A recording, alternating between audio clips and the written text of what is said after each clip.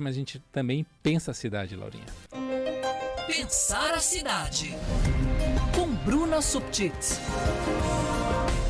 Pensar a cidade vai ao ar para a Cal RS. Quer qualidade e segurança para a sua obra? Contrate um arquiteto, Bruna Subtits. Vamos lá, vamos falar de assuntos locais e até me ocorreu, enquanto fazia a pergunta para a Cindy, chama a atenção que a Prefeitura entende que para conceder o serviço de água e esgotos precisa de autorização do Legislativo e me parece muito mais uma tentativa de garantir, de dividir os ônus e bônus políticos com a Câmara por parte do prefeito. E não, porque há um entendimento de alguns especialistas na área do direito de que não teria necessidade de passar para o Legislativo essa função. Não há nada que obrigue o prefeito. Porque uma das outras bases do saneamento, que é a gestão dos resíduos sólidos urbanos, o lixo, também está no alvo da Prefeitura para que seja realizada uma concessão à iniciativa privada, uma PPP, que é a parceria público-privada, por pelo menos 35 anos, e para este caso a Prefeitura não fala em mandar projeto para a Câmara. Então, por que vale para uma parte do saneamento, mas para outra parte não vale? Mas feito essa reflexão aqui inicial, o assunto aqui que eu quero trazer, cheguei a comentar ontem mais brevemente, mas agora aprofundando, é sobre uma análise feita por um grupo de especialistas ligados à Universidade Federal do Rio Grande do Sul, à Unicinos e também aos movimentos que representam os catadores de materiais recicláveis, que criticam a proposta de parceria público-privada que a Prefeitura quer estabelecer para a gestão, como eu citei, o termo técnico dos resíduos sólidos urbanos, aquilo que a gente entende como lixo. Eles fizeram uma leitura de todos os documentos envolvidos nesta proposta de parceria, inclusive a consulta pública está aberta. Eu trouxe aqui a informação no ano passado, reforço, ela abriu no início de dezembro, inicialmente estaria disponível somente até o dia 1º de fevereiro, mas foi questionado, esse caso chegou a ser levado à Justiça, a Prefeitura prorrogou então o prazo para até 21 de fevereiro, ainda assim um prazo curto para análise de documentos que somados tem quase 400 páginas. Documentos técnicos são o edital, a proposta de edital, proposta de minuta de contrato, todos os anexos técnicos relacionados a como é que se daria a viabilidade econômica, financeira do projeto, além da incorporação dos serviços que já são hoje realizados. O que a Prefeitura alega para propor uma PPP? Que hoje a gestão do lixo na cidade envolve pelo menos 70 contratos diferentes que a Prefeitura precisa realizar com prestadoras de serviço e que isso acabaria dificultando essa gestão. É muita coisa. É bastante coisa. Para solucionar isso, a ideia que a Prefeitura teve é passar todos estes contratos, assim, só vou pôr uma vírgula porque tem uma ponta ali que a Prefeitura não passaria, mas passar estes contratos para a mão da iniciativa privada. Uma das críticas que vem destes especialistas é justamente a ideia de passar para um único ente privado a gestão de muitos contratos por um período tão longo.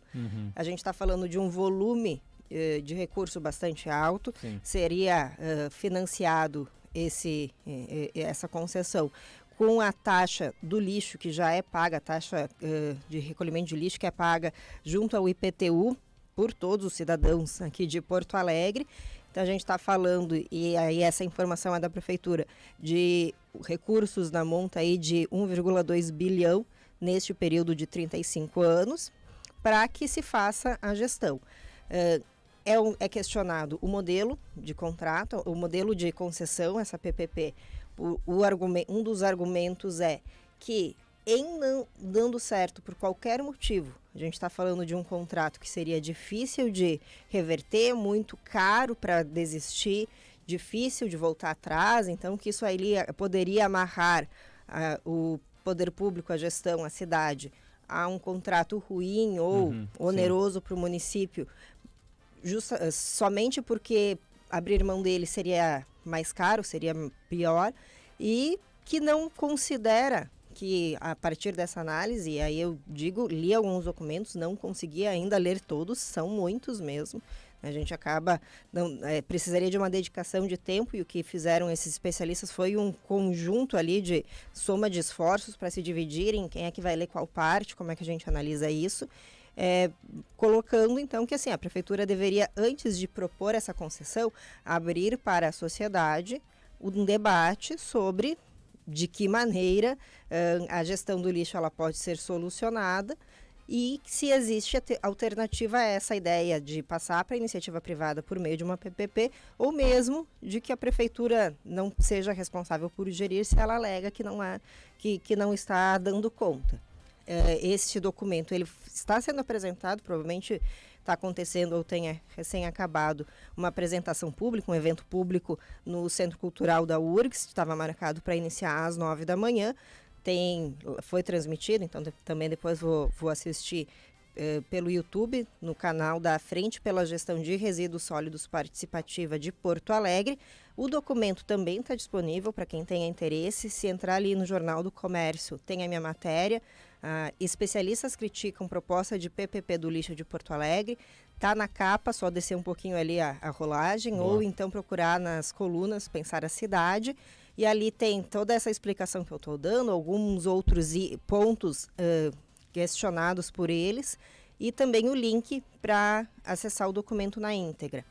Eles pedem também que a prefeitura suspenda a consulta pública que está em aberto, justamente para que esse debate ele aconteça de forma mais ampla com a sociedade.